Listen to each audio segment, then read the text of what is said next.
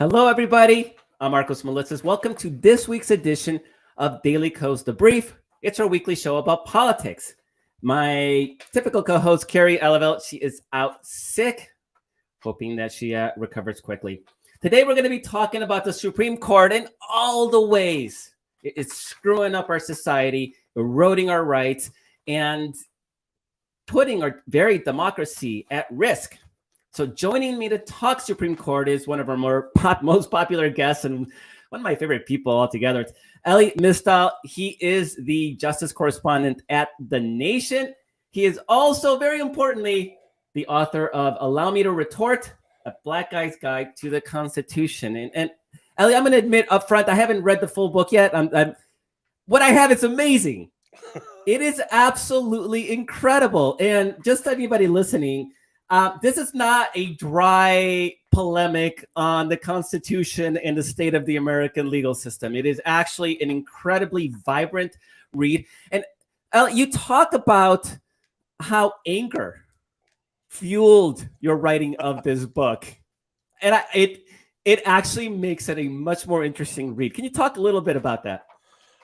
Sure. Marcos, first of all, thank you so much for having me on the show. So yeah, anger is a huge part of my writing process and a huge motivation for me to write this book. As you said, it is not a dry, dusty legal tome. I do not want it sitting on a shelf in some law library in 50 years. I want it to be read now by people who are desperate for change.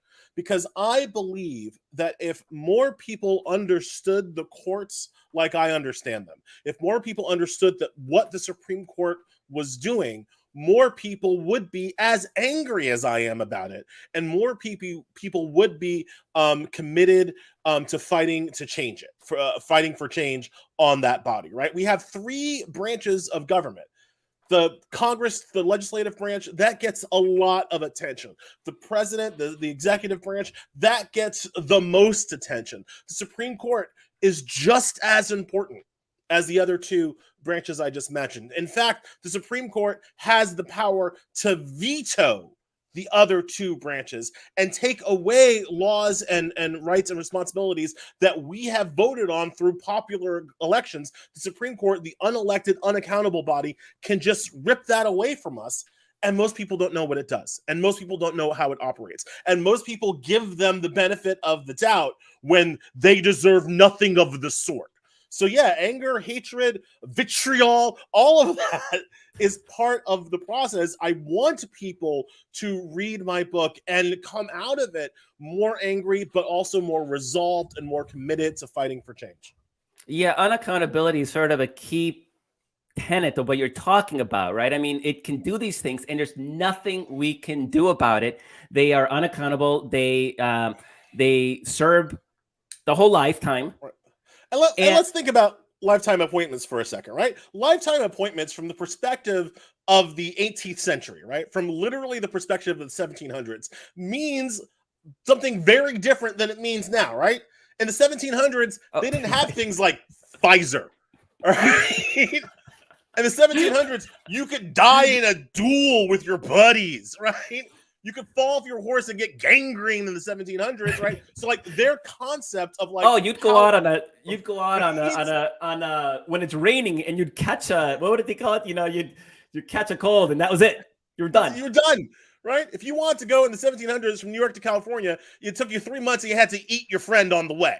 All right. So like the concept of for life for the people who wrote the Constitution is just radically different than what for life means to us today. Amy Coney Barrett, the most recent Supreme Court appointee, soon to be the second most recent because Ketanji Brown Jackson is coming. If she serves for as long as Ruth Bader Ginsburg served, the woman she's replacing, Amy Coney Barrett will be serving until the 2060s. All right. She will outlive not just me, but many of the people who are listening to the show. There are people. So the kind of being able to wield power for that long of a period of time was simply not part of the real understanding of the founding fathers. And certainly a thing that I think in our current situation radically unbalances the court within our constitutional structure. They're overpowered in part because of their lifetime appointments, because there's no way to hold them accountable for what they do. So I go back to, again, it's not just Robitussin jokes. They're real world problems here. I mean, I think most people have recently become aware of the rolling ethical disaster that is Clarence Thomas and his wife, Virginia Ginny Thomas, the leaker, right? Obviously, at least one of my Hollywood squares for the leaker. What can be done to force Clarence Thomas to recuse himself from future insurrection cases? I will tell you, constitutionally, nothing. Nothing can be done other than literal impeachment. The same process by which we used to impeach a president, we can use to impeach a Supreme Court justice, and that's it. Absent we know how well that works. Congressional impeachment, nothing can be done to stop these people from this kind of clear, robust, and risible ethical problem that Clarence Thomas has forced the rest of us into. So again, the idea that these people serve for life, they serve for life without accountability, that's a huge problem in our modern context. So I'm going to read it's a couple of sentences from your introduction, because I think it's very important to sort of a foundational tenet that will just not just inform this conversation today, but also should inform everybody who's listening's view about the broader issue when we're talking about the founding fathers and the Constitution. And this is, I'm not exaggerating when I think this is one of the most consequentially important points that I've seen in years. Like it just kind of blew my mind. And so you write, Ellie, you write, quote, "You rarely see liberals make the point that the Constitution is actually trash. Conservatives are out here acting like the Constitution was etched by divine flame upon stone tablets, when in reality it was scrawled out over a sweaty summer by people making deals with actual monsters who were trying to protect their right to rape the humans they held in bondage." There is a reverence that is attached, that is sort of indoctrinated in us as a society for the founding fathers and for the Constitution itself. And you very systematically shred that, and you point out how ridiculous it is to act like this is something that, like you said, it was etched in divine flame and that we can't do anything about it. The people who wrote the Constitution were they were only allowed to be white males, right? Property owners for the too, most right? part, white male, wealthy property owners who were either slavers or colonists. There were some abolitionists who were nonetheless willing to make deals with slavers and colonists. Most of the people who were there were white men in their 30s. So now imagine in 200 years us looking back at the summer project. Because remember, this is all done over a one sweaty summer with no air conditioning in Philadelphia. So imagine us looking back 250 years from now at the summer project of Justin Bieber and Zac Efron. And thinking, well, okay, this is what we have to base our entire laws. If Robert Pattinson signed it, that means that we don't need to ever consider that amendment again. Like, that is what these people want me to believe. And I'm sorry, no. I'm not saying that the founding fathers didn't have some good ideas. So they had some really great ideas. They didn't actually follow through on most of them and didn't apply their ideas to people who looked like me or women, but whatever. Some of their ideas were good. But to imagine that this document represents the best enlightened society can do, it's just folly. That's just not true. This is not the best we can do. It's not even a particularly good attempt at it when you consider the demerits that we would put on the Constitution, right? Like, how good was your document really if we get into a hot shooting war over it literally less than 100 years later? How good was your document really when even after we have that hot shooting war and we amend the document to include all the people that y'all forgot about when you were writing it the first time? It takes us another 100 years and another civil uprising after the Civil War to even begin to apply some of those new amendments to everybody who's living here. What kind of democracy are you running when people don't even get to vote for their president directly? Yep. When the person who wins the most votes for the presidential election doesn't always end up being the president. How is that rational? And as I've already said, how is it such a great constitutional checks and balances of power when you have one branch of government that's unelected, unaccountable, yet can veto the other two branches and is appointed for life? Like, how great was that document really? When you break it down and look at it kind of line by line, point by point, some good ideas, some really dumb ideas, and a bunch of ideas that haven't ever been applied equally to everybody living here just for a day. I mean, even our peaceful transition of power, which wasn't so peaceful, really hinged on frickin' the Vice President Mike Pence doing the right thing. He wasn't even constitutionally required to do the right thing. Yeah, was the idea that there are constitutional loopholes should frighten everybody, right? Because and again, this makes, if you put yourself in the mind of an 18th century slaver, this makes sense, because in the minds of the people who wrote the Constitution, everybody's basically the same, right? Because they're only talking to one class, 1% of the population of the country is kind of who they're thinking of when they're thinking about constituting the government, right? It literally wasn't women. It literally wasn't women, much less slaves. Anybody that wasn't. They're talking about people who were all in the same club. Remember, one of the greatest, I think, failures of creativity, of ideas that you saw at the Constitutional Convention is that the people who wrote the Constitution didn't think there would be parties, which is dumb. I mean, there were parties all over Europe. There were parties, there were partisan politics all over the rest of the world. But the dumbasses here thought that somehow America would be exceptional and not have political parties. That didn't last past the death of George Washington, right? And like that idea was so dumb. It was blown up before you got out of the 1810s. But they wrote this document in a way as if parties would not be a thing, right? So impeachment is a perfect example of that, right? Impeachment does not work in a world with parties. It's certainly not the kinds of parties that we have.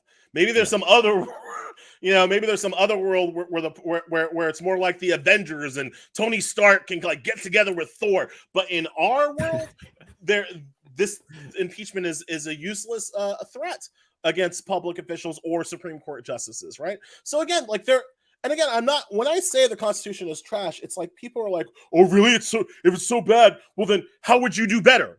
Like, popular election of the president? Like, I mean, this is not a hard question. That was supposed to be a gotcha, right? Like, I'd abolish the Senate, or at least have both houses the people vote as opposed to the land vote. How about that? Like the problems with the Constitution are obvious to anybody who wants to take a serious look at it.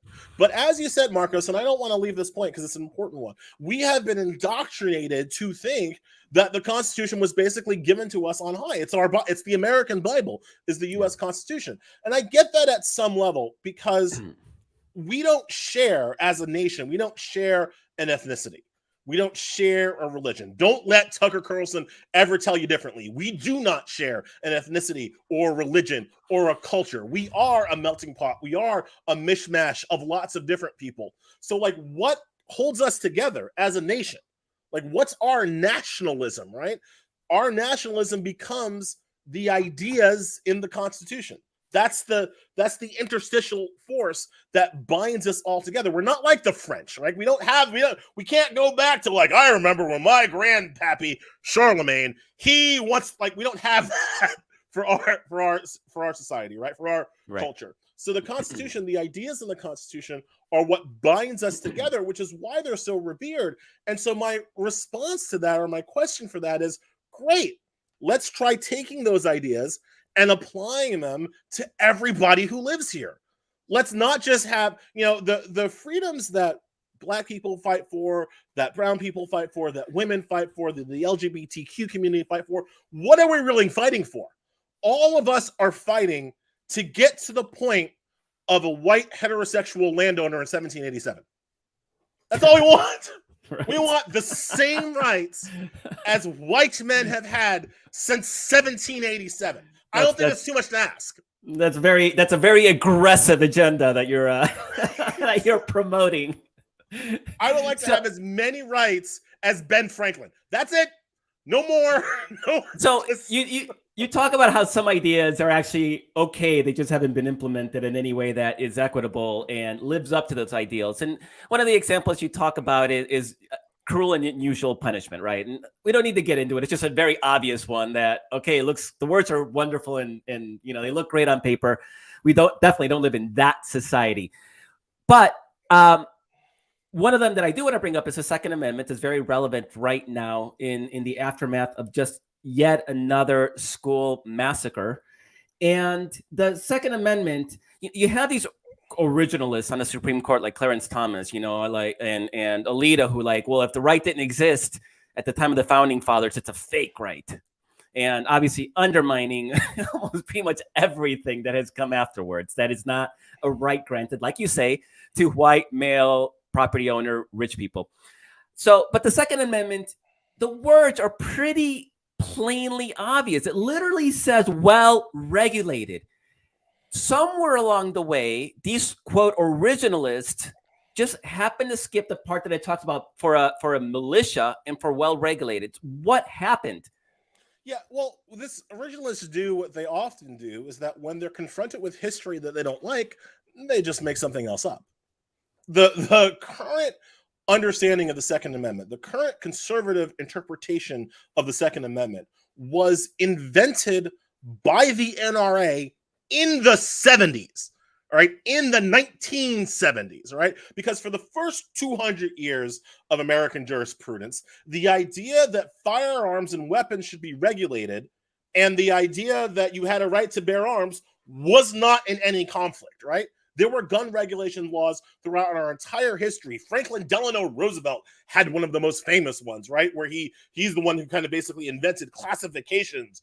That's a shotgun. That's a rifle. That's a handgun, right? Like this goes, the idea that the government had a role in regulating arms sales goes way, way, way, way back in our history.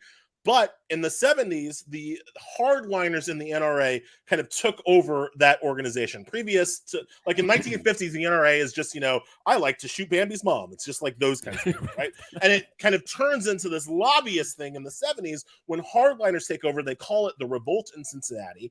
And they, through their marketing campaign, essentially invented this right to bear arms for personal self-defense. And that right was never articulated in a Supreme Court precedent, ruling, whatever, until 2008. Just to give you a sense of how recently we're talking about, right? It wasn't until they elected a black man president that suddenly the originalists came up with a right to bear arms for personal self-defense. That was invented by Scalia in 2008. That goes back to the NRA in the 1970s. That's not from American history. You know why the Second Amendment is there from American history? It's to stop slave revolts, right? And that's not me speaking out of turn. That is Patrick Henry. That is then Virginia Governor George Mason when they were arguing for the Second Amendment. Because remember, people who wrote the Constitution didn't think that we needed any amendments. They thought James Madison thought that he had done a fine job. But all the anti-federalists were like, no, we need some rights written into the Constitution. And James Madison was like, okay. And so I compare James Madison to Aaron in the Exodus story, right? Like Moses is up on the mountain. They're like, Aaron, build us a golden calf. He's like, we don't need one. Build us a golden calf. And Aaron's like, okay. And he builds them a golden calf, right? That's the Bill of Rights. James Madison building something that he didn't think that they needed, but did it for political reasons, right? So Henry and Mason, they say to Madison, we need the Second Amendment because slavery is, their words, detested in the North. Well, under the original Constitution, it seemed like the militia was something that only the federal government could raise, and they worried that the federal government would be dominated by Northerners. Well, they needed the militia because the militia was the principal way of putting down slave revolts in the South. Right? Like my family, my father's from Haiti. We know something about slave revolts, right? And what you find is that to hold people in bondage against their will, you need a military advantage and you need a numerical advantage. In the South, the white Southerners had that, but not everywhere. There were pockets in Virginia. There were pockets in South Carolina where the enslaved people outnumbered the whites. And they were worried about those plantations would occasionally revolt. And when that would happen, they would send in the state militia. So well-regulated militia is literally ripped from Patrick Henry, ripped from George Mason, them saying that they needed to be able to train and quote-unquote discipline, that means arm, their state militias to put down slave revolts. That's why the Second Amendment is here. Well-regulated is not a throwaway line. It's the entire fulcrum of the liberty. So Conservatives, what happened? originalists just pretend that it's not.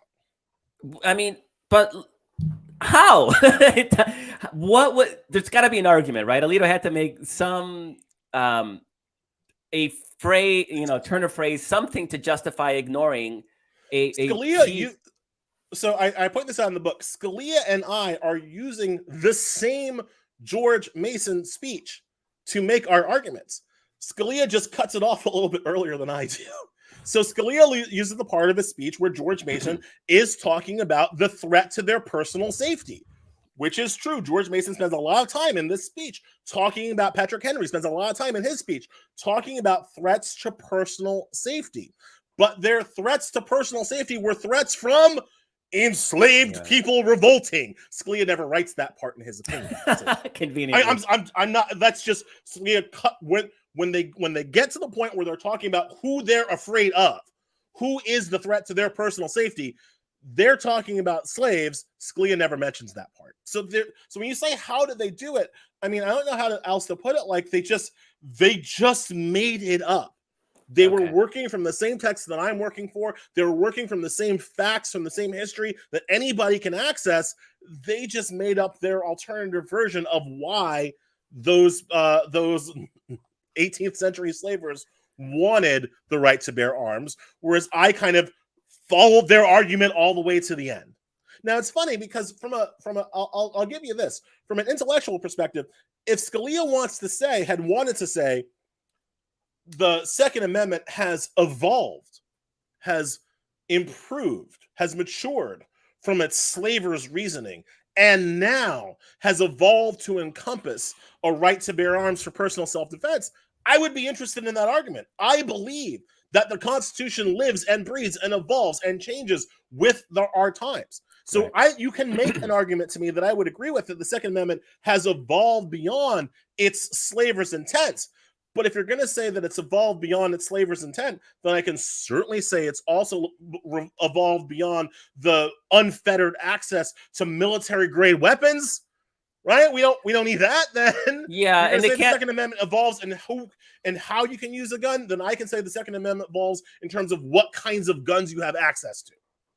Yeah, and a conservative bloc can't make that argument because then it would undermine everything else that they're trying to do. It's the originalist intent. If they concede that society evolves and things happen today that maybe didn't happen 200 and some years ago, and they don't want to open up that can of worms. Now, you pointed out today that what do I think Thomas Jefferson would say if he saw you today? And I'm thinking Thomas Jefferson saw me to be like, wow, you let your slave learn to read? That's amazing. That's what he would say. Right? It's not. They don't have relevance to our current. Sorry, you were asking. How shocked would he be that the women folk can vote? Right? I mean, right. What is that up in the sky? It's a dragon. It's a plane, Tom. Chill out. That's what they would say. They don't have any relevance to what's happening today. So you were tweeting earlier that there's no decision from the Supreme Court this week. There's like 60 decisions to be rolled out. And so it was probably the week that they were going to roll out yet another gun-related decision, and that they held back on it for political purposes. Can you talk a little bit about what that decision would do? Yeah, so this is a little bit of tea leaf reading, but one of the only outstanding case they have left from November, from when arguments in November. So their oldest outstanding case is this case called New York State and Rifle and Pistol Association v. Bruin. It's a guns case that attacks the concept of permitting laws in New York State, Right now, to get a permit for right now, you have to get a permit in order to own a gun in New York, and you have to show cause for why you need to own the weapon. So this case, New York State Rifle and Pistol Association is attacking New York's gun permitting laws, either asking them to remove the for cause part of the law. So like, I just apply for the permit. I don't have to tell you why I want one, and you just have to give it to me, which is bad. Or to remove the permitting requirement altogether and just make New York Texas, right, which is also bad, right? Yeah.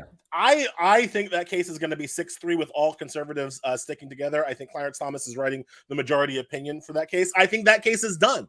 I think that case is ready. I think that case would have been published today, Tuesday. We're recording this on Tuesday, May 31st. But like, I think that this is essentially the first decision day after Memorial Day, which is when the court traditionally starts its heavy hitter cases. I think that case was ready. I think that case was done.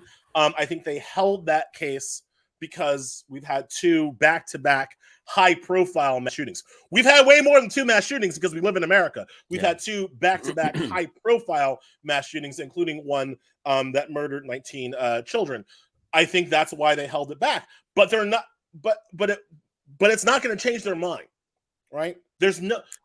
What we have seen from the conservatives on the Supreme Court is that there is no amount of blood in our streets that will make them change their mind. The Supreme Court conservatives are so radically out of step with the rest of the country that even as gun restrictions like background checks and bump stock restrictions poll at their most popular rate ever, we have the Supreme Court not knocking down new gun laws that Congress is too scared to pass, but knocking down the old gun regulations that we've had.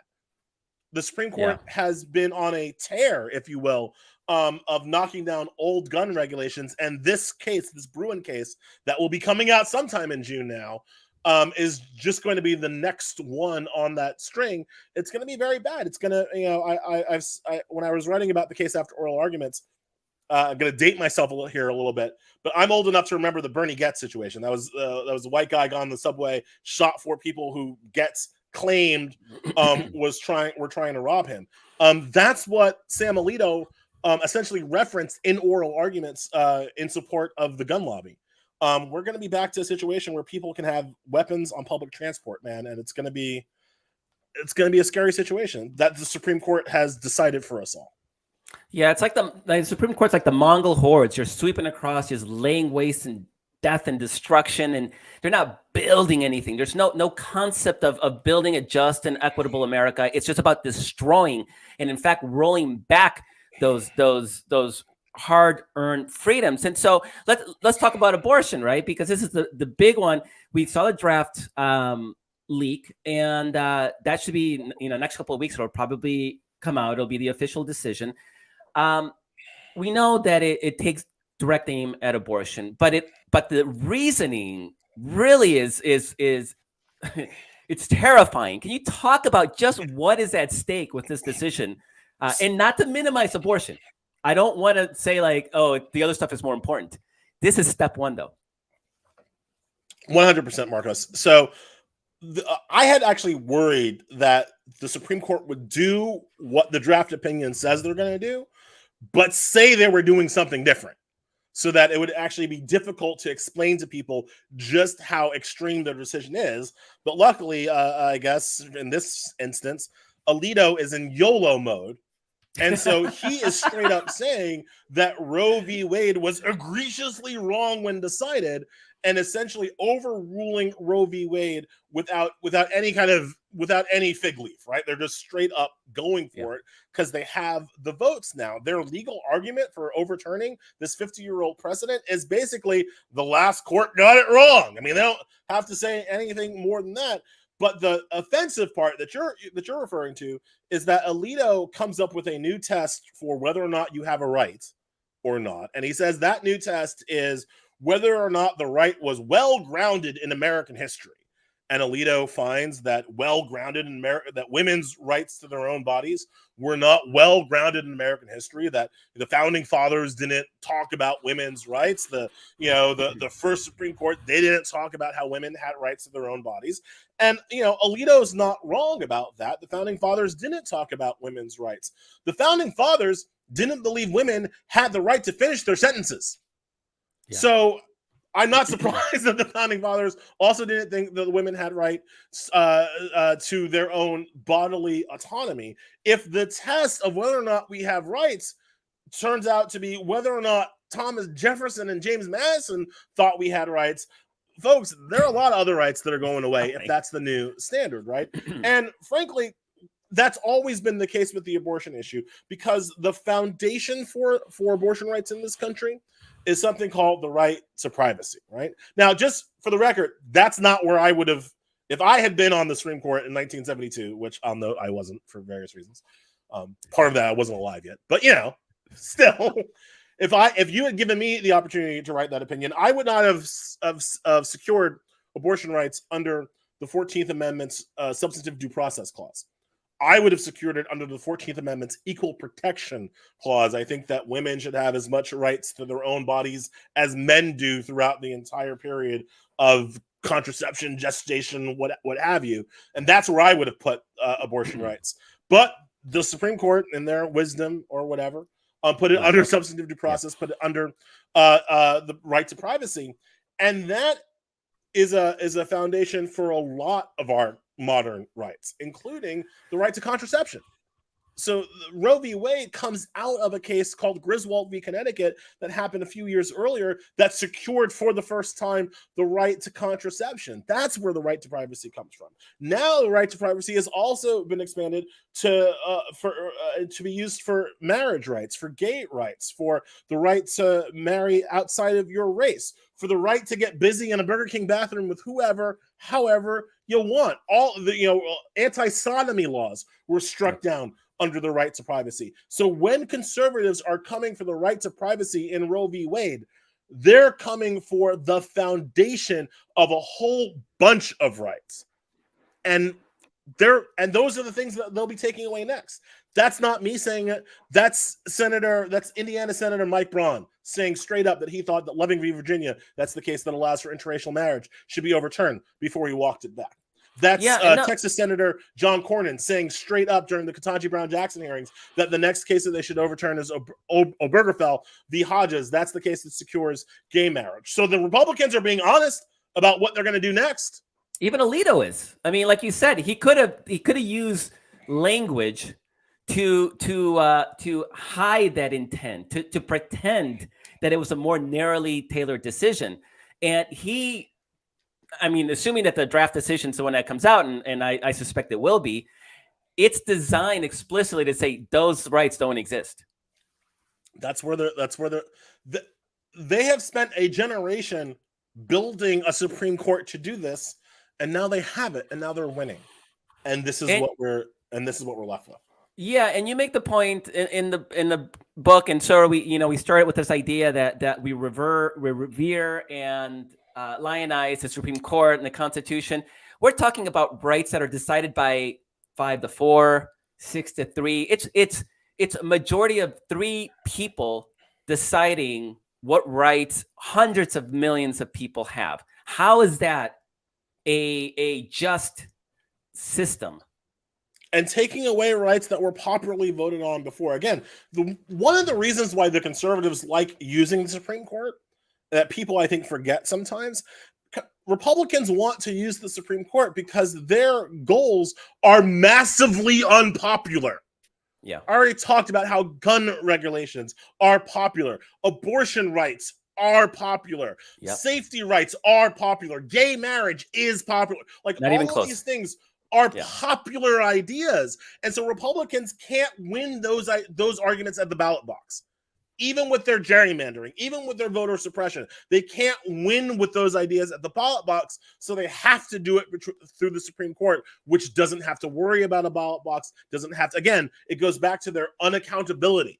That's why the Supreme Court is the Republicans' preferred vehicle to take away rights, because you couldn't do it if you had to stand for popular elections.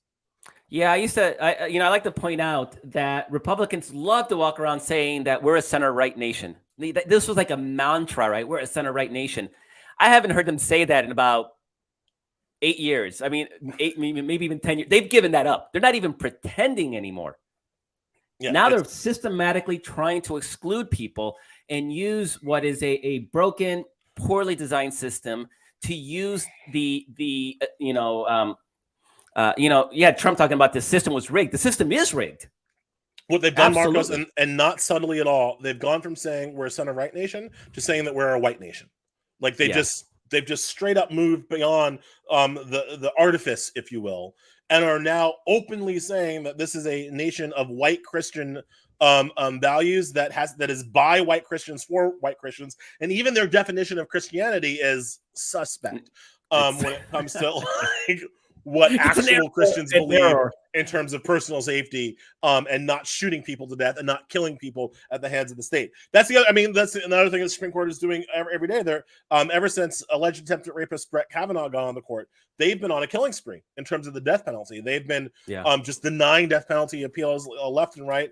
The most recently last week in a case called Shin v. Ramirez, they denied a death row appeal from a person who was actually innocent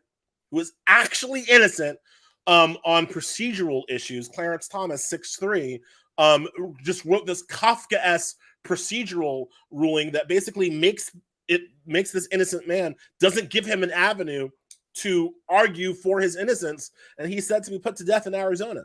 Again, show me the Christian values in that. And the language was that it would be insulting to the state. Right. Thomas said that it would be insulting to the state of Arizona to prevent them from killing this innocent man. It's just right. Again, they are doing. So we're almost out of time, and so I just really want one last point. We got 3 minutes, and I know you have to run. Conservatives, Republicans have done such a good job of making the Supreme Court a political electoral issue, something that liberals never have and have done so poorly. And that's why I really love your book, is because it starts creating hopefully that conversation that why are we taking this institution seriously the way it is? Why are we accepting the broken parts of the Constitution? What do we need to do to change that? Right. So one of the things that, one of the criticisms I've gotten from the book is, well, you're not going to convince a lot of conservatives with that language. And I'm like, I'm not trying to convince conservatives. I'm trying to convince Democrats. I'm trying to convince liberals to take the courts as seriously as conservatives already do. Conservatives have a gang, a cadre of single-issue voters on the Supreme Court. I can go to a tabernacle in Utah and find some woman who's like, I don't like that Trump was married 3 times to porn stars, but I have to vote for Trump because of the Supreme Court. She will say that. Whereas it's very hard for me to find the liberal who's just like, you know what? I don't like this person. I don't like this candidate. I don't like these policies, but I have to vote for the Democrats, not just for president, but also for the Senate because of the Supreme Court. Like I just don't get people to say that. And if we can go back to 2018, right, to 2016, sorry, where the Supreme Court was on the line. You had the open seat that should have been filled by Merrick Garland. You had Ruth Bader Ginsburg, who was clearly on her kind of last legs, and you didn't have Democrats go to the mattresses for the Supreme Court. And now we are living in the time of consequences for that failure. So a lot of what my book is trying to do is to explain to people how if you want anything, gun rights, gay rights, climate rights. If you want anything, you're going to have to vote for Democrats for the Supreme Court. And you're going to have to work to get people who may not know otherwise, to educate, to motivate. It's not easy. They do it. We've been poor at it. So we definitely have to. Everything's at stake. I mean, like you think that you're exaggerating, right? And it's almost a parody. Like this can't be that bad. Our very democracy is at stake. Elie Mystal is a justice writer for The Nation. He is the author of the book, Allow Me to Retort, A Black Guy's Guide to the Constitution. If you've been listening to this conversation, that is what the book reads like. It's incredible. It's insightful. It's smart. It's funny. It's infuriating. It's all of it. And it's an amazing read. I highly recommend it. And I really highly recommend the underlying thesis, which is we cannot revere this Constitution and the Supreme Court, they are flawed institutions, and we need to start working to change them to the benefit of American society and our freedoms in the way we actually want to live and the promise of what America is. Ellie, thank you so much for joining us. Really appreciate it. Marcos, thank you so much for having me. Guys, I really cannot recommend this book enough. But like I said, we have this idea that the founding fathers are some sort of wizened leaders who really knew what they were doing, and everything was so well considered, and sort of like the philosopher king ideal. And the reality is, as Ellie points out in his book, is that the Constitution was a series of compromises hashed out by land-owning rich white people who were the only people that had power in these early years. And the fact that the Constitution has been amended as many times as it has, including the Bill of Rights immediately after the Constitution was ratified, sort of shows that it's not a perfect document. It's a flawed document, and it does need to breathe and adapt with the times. And so it's no coincidence that a conservative, the very word itself, means somebody that resists change, while progressives are, people who want society to advance based on changing norms and changing just society, the way we evolve technologically, society, ethics. All of these evolve over time. So we have to look at the Supreme Court as a single issue reason to vote. Everything is on the line. And here's what's at stake. If we do not win this November, if Republicans take control of either chamber of Congress, there is no more Biden agenda. You're going to have a situation where in some of these battleground states where conservative turnout is going to be high, they may be able to either hold on or take over Secretary of State offices, the people who actually manage the elections in places like Georgia and Arizona. These are critical offices, critical elections, and our very democracy, like I say, is on the line. We cannot trust the Supreme Court to defend democratic principles. It has clearly shown that it will not. And so voting on these issues, if we take control of this, if we hold both chambers of Congress, if we get a 2-seat gain in the Senate, then we can talk about expanding the Supreme Court, term limits for Supreme Court justices. We can talk about statehood for Washington, D.C., which would alleviate some of the inequities of the Senate, which is one of the most undemocratic institutions that pretends to be democratic in the entire planet. And so the difference between winning and losing is the difference between actually being able to recapture and protect and expand our rights and losing them. Always talk about how this is the most important election in our lifetime. And it seems like hyperbole because we always talk about it being the most important election of our lifetime. But conservatives view it that way, and they vote that way. And we as liberals do not, and that has to change. That is today's show. Thanks so much to Elie Mystal for joining us. Please, please, please consider buying his book, Allow Me to Retort, A Black Guy's Guide to the Constitution. You can always read him at The Nation. Thanks so much for the whole Brief team for making this show work. Carrie, I hope you feel better soon. Thanks to Walter and Kara and Dorothy and Carolyn for doing everything that they do to make this show run. Thanks you, the viewer and the listener, for joining us every week. This is the most important election of our lifetime. I'm so happy to have you as a fellow traveler in this battle. We need to get everybody engaged. We got to fight like everything gets at stake, because everything is. Thank you so very much. Catch you next week.